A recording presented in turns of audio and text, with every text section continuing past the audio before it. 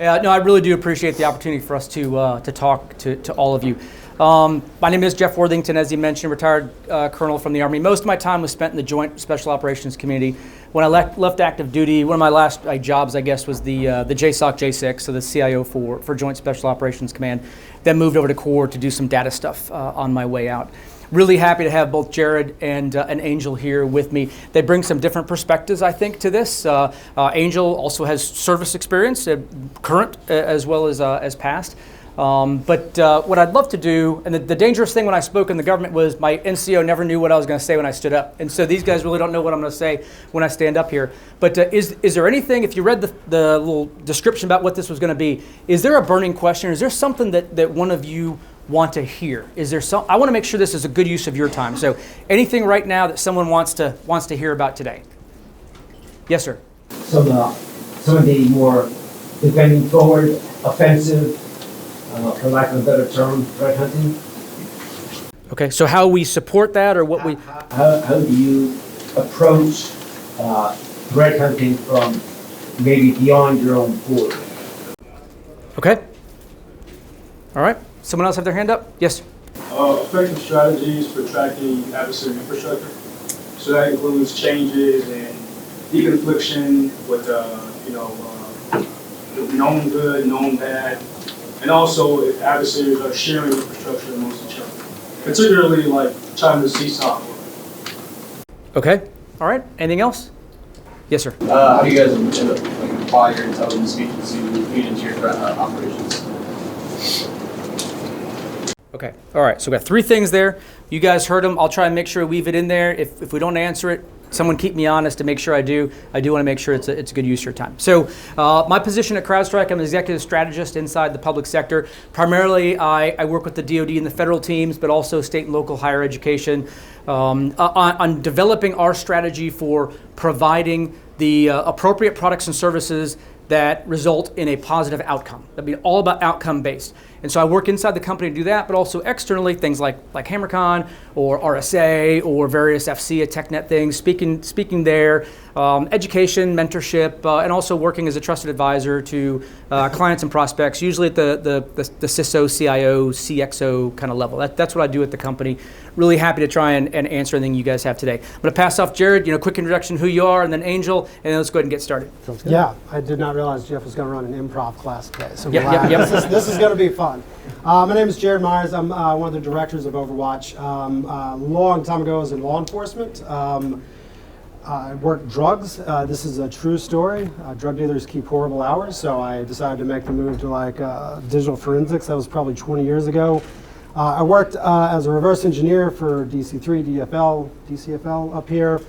Did about 10 years worth of commercial IR. I've worked as kind of head of nation state threat intel units for a couple of different vendors, and then I lead the threat hunting team for all the commercial and the GovCloud space for Crowdstrike.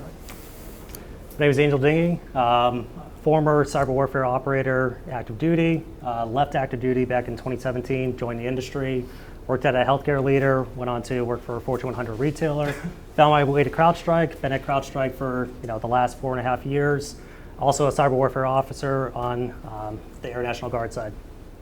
Thanks a lot, appreciate it. So for the two of you, and CrowdStrike tracks, was it 235, I think, adversaries-ish, or something like that, 230-ish adversaries, bucketed into three, I guess, areas, nation state, e-crime, and then hacktivist.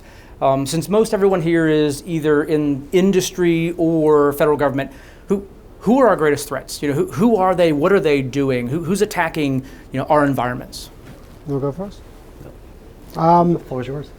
I think, the e-crime side of the house is crazy. I think there's a ton of it going on, and I think regardless whether you're government, you're commercial, whatever it is, there's worries around kids basically that are jacked up on God knows what, just trying to hack anyone, either just to say they can do it or for destructive means or because they, take some stance against you.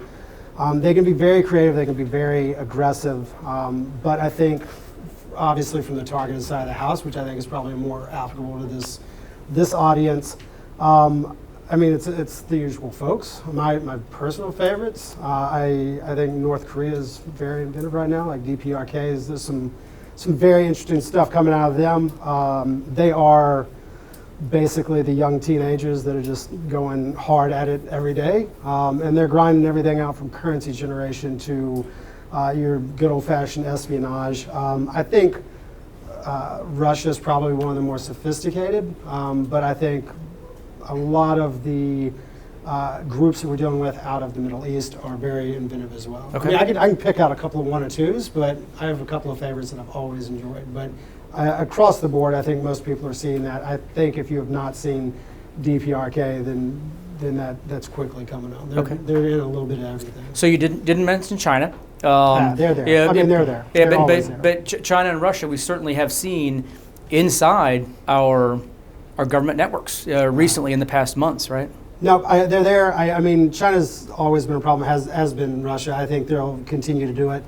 I think they have a ton of access, both through providers, infrastructure. I mean, like China and Russia are set up, you know, it's us against them kind of thing as far as like capabilities standpoint, but they're always around. But yeah, as far as like who really like is doing some very creative stuff, I still am going to lean into North Korea on that. But yeah, Okay. China's been around for forever. Yep. Doing it. And so, Angel, I'd like you to answer the question, but you know, I personally have seen. He's going Yeah, off there you script go. here. But you know, Definitely going off script. I have seen over the past couple of years, especially since definitely since Ukraine, but also going on in the Middle East with the conflict in Israel, is a growing interconnect between hacktivists and e-crime, or nation state and e-crime to obfuscate who the nation state is. Okay, so in answer to one of the gentleman's question, what are you seeing as the threat, but also have you seen an interconnection or sharing of infrastructure, or how are they hiding to obfuscate their activities? That's a pretty broad question, but you know, one thing I want to touch on specifically is like hacktivism you mentioned. You know, with conflict in the Middle East or in Ukraine, you know, oftentimes we see a lot of these groups get involved in touch industries and sectors that you wouldn't necessarily expect them to be involved in. You know, looking at the conflict in Israel. Companies that are providing goods and services to the Israeli forces are getting targeted by these groups, or groups that are being determined to be pro-Israel, pro-Palestine. Groups on both sides are targeting those forces. The other side that I want to touch on is e-crime that you mentioned. So e-crime is kind of where I've spent most of my career at Crowdstrike, performing that mission set. And the evolution of e-crime, most people think ransomware or data extortion, but also access brokers is a big part of that. So, an access broker lands on a USG network, it's a matter of moments when they realize, hey, I've got the Holy Grail, and that access is being sold on the dark web. So, I don't know if I answered the question so much, but those are kind of the areas that, I'm predominantly focused on. Yeah, and I guess to answer your question specifically, like how do we deal with like overlapping infrastructure, tooling that looks the same across like multiple people? I mean, like at a certain stage, and there's kind of the initial like tactical approach, and then there's like the longer term like attribution and specializing detections for like different adversaries. If you take something like Crowdstrike or Brute Retel, or like one of these like off the shelving tools, everybody uses them. Like everybody from like kids learning about red teaming in college up to like high end like actual like nation states that are doing like the dirt. So at some point, if they're all coming out of some popped university, in the Midwest, like it's hard to say like who is this. I mean, you can get some kind of you can look at it from the standpoint of like who's being targeted, what are they going after, like just general cadence and tempo, kind of the knock that you would see over time. But that does take long. I mean, ultimately, from a standpoint of here are these actions that they're taking. Do we have general good hunting standards or detections around these? Yes. And then really, can we move left and right? Like, how does that change? A piece of that does come down, quite honest, to the attribution piece later. But that takes more use cases to tease out. I mean, like really, we kind of put things into, from our aspect, from threat hunting aspect, of detection buckets.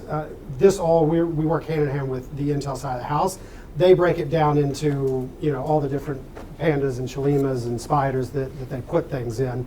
From there, we still may group together certain groups. So we have, and y'all may or may not be familiar with the naming nomenclature, but we have Mustang panda and sunrise panda per se. Like from a detection standpoint, they're doing the same thing. One is just targeting more dissidents that are in like neighboring countries. One is targeting more foreign, adversaries. But from like a detection standpoint, we still look at them as from the same perspective of like, these are the tooling that they're using, this is the infrastructure that they like to use, this is how they like to get in, things like that. So I would say for the initial step, doesn't matter. Later, when we're trying to get more specific and write detections to adversaries, like it's harder, and like it's time, it's repetition, it's visibility, to be honest with you. I mean, it's hard to say we have this one instance, is this China or somebody out of Uganda that's hacking, just to hack. But when you have that across thousands and thousands of customers, different governments, different commercial entities, you kind of start to pick out, all right, so these are all targeting sneaker manufacturers or something. These are all targeting people that make software for the government. You can kind of put together, this definitely seems less like financial, it seems more like targeted stuff.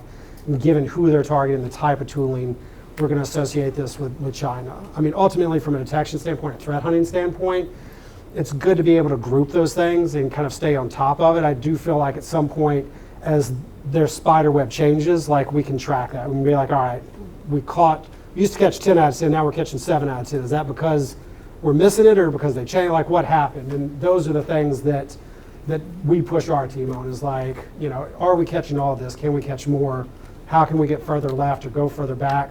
And then like as these change, how are we going to do that? And then what do we think will happen next? Because we do kind of see an evolution amongst a lot of things where we see kind of trends of some high-end like Russian groups doing A, B, and C. Eventually that will kind of make its way down to maybe more commodity things like that. Like how are we going to predict to the extent that we can that we expect to kind of see some of these things? Okay. To kind of piggyback on that, and I think to answer your question about hunting forward, when Russia was staging on Ukraine's border, we started seeing cyber effects happening in country, prior to troop movements into the country. So, having our sensors in these nations and on these networks, oftentimes we get to see some of that positioning that's happening on the geopolitical side as well. So I'm going to shift a second, but I want to double click on what you just said. Having the sensor. Jeff, real quick, you had a question back here. Oh, I'm sorry. Yeah. That's okay. Well, it wasn't necessarily more of a comment. So based on like sharing of infrastructure,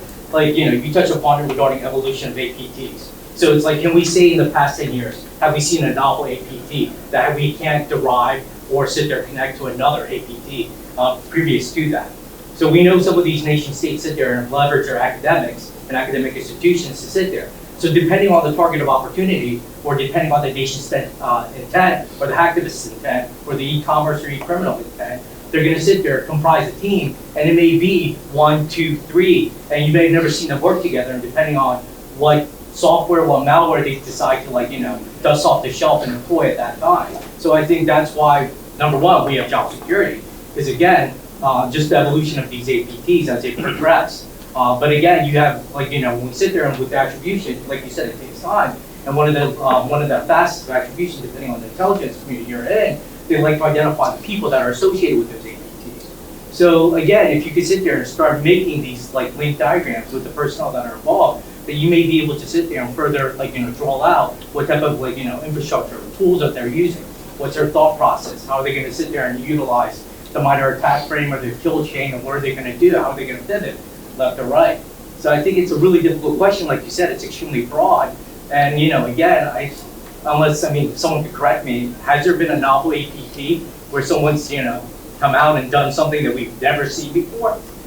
I would say yes. I would say the thing is, because most industry vendors or leaders, it gets a lot tighter. I mean, the reason that people blog about the stuff they blog about is because they don't mind burning it.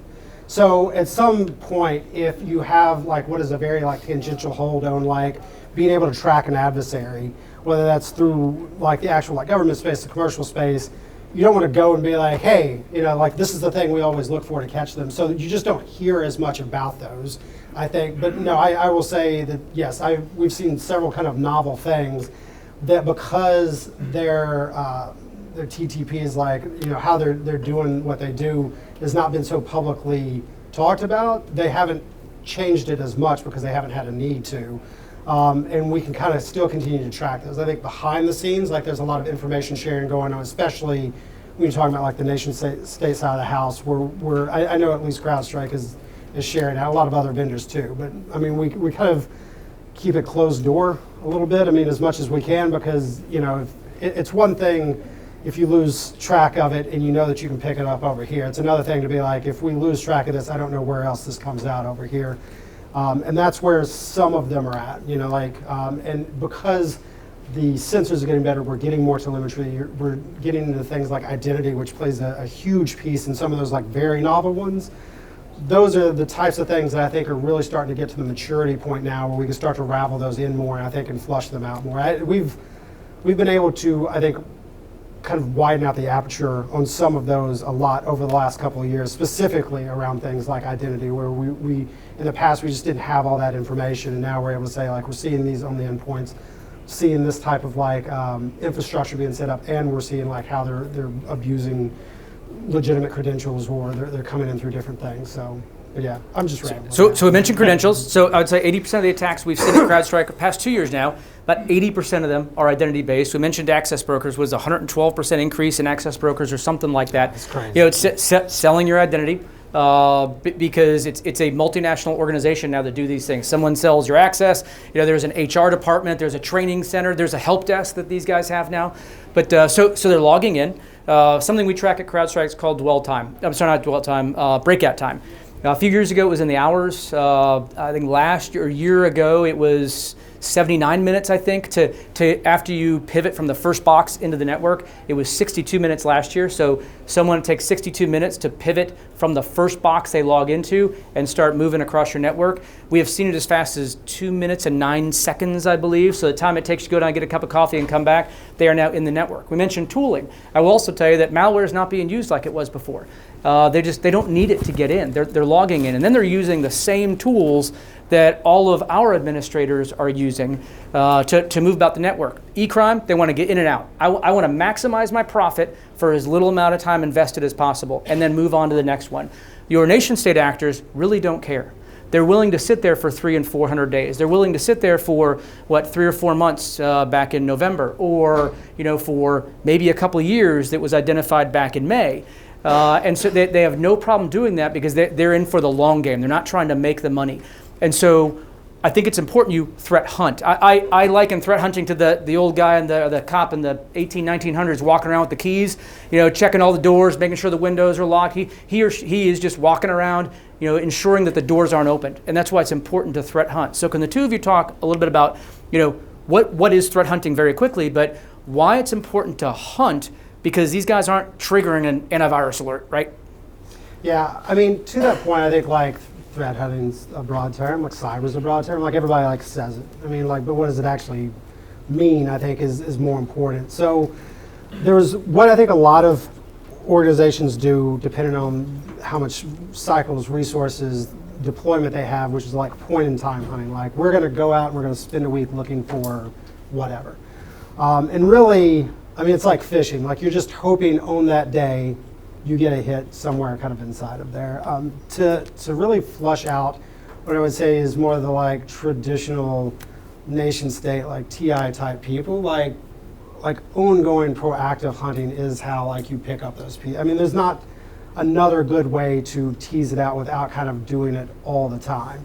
And then being able to remove as much noise as possible. So, I mean, all of y'all work inside an environment. There's people just doing dumb stuff constantly. So how do we get that and the noisy software out so that we can then look on like, is this a weird admin that's, pushing around 1.exe? Is this, someone that's knocking on the exterior of this network because it's just general off the internet stuff, or is this more advanced? And then like, if they get in, if there is a 0-day they burn, if they have access via a vendor or something like that, and they get that initial foothold, what does it look like that we can actually tease that out and start to like piece that out? And that's harder to do, to be quite honest with you. And it takes just kind of an almost constant around the clock of looking for all these fringe things, and to be honest with you, failing a lot. Like the idea is that you were throwing out a wide net, and like out of 1,000 fish, you're like, these are not the 999 I'm looking at, but this one, this is exactly why we wrote this, and this is exactly what we thought it was. I actually threat hunt for a power company outside of the military. And I think the most important thing is good baselines and understanding your environment. And then you start looking for deviations from that when you're doing things. So Angel, I'm going to ask you a question about the sensor and the data. But Jared, there are some specific, whether it's a hypothesis or, what are the 3 or 4 things that you use to hunt? What's going to start your curiosity? Yeah, so I mean, general, there's a couple of different things that we do. We're broken up into missions underneath like the threat hunting group, and then we have people that are working specifically on pandas, which is China, Russia, and things like that. They're paired up with the intel side of the house. So the marriage of intel, because intel drives operations, the marriage of intelligence with the individual it's actually doing. Okay. Yeah, I mean, it really is kind of the hunting and gathering. I mean, like we pull together stuff. They also, if we have a detect on something, we say, hey, we think this is North Korea. They say, from our understanding, this is all coming in via LinkedIn phishing. Can we go back and look for any signs of that? So it's kind of a self-feeding fire where, we're kind of constantly going over and over. But ultimately, the way that we look at it, there's all this data, and you write a detection for something novel, for something that you think's changed.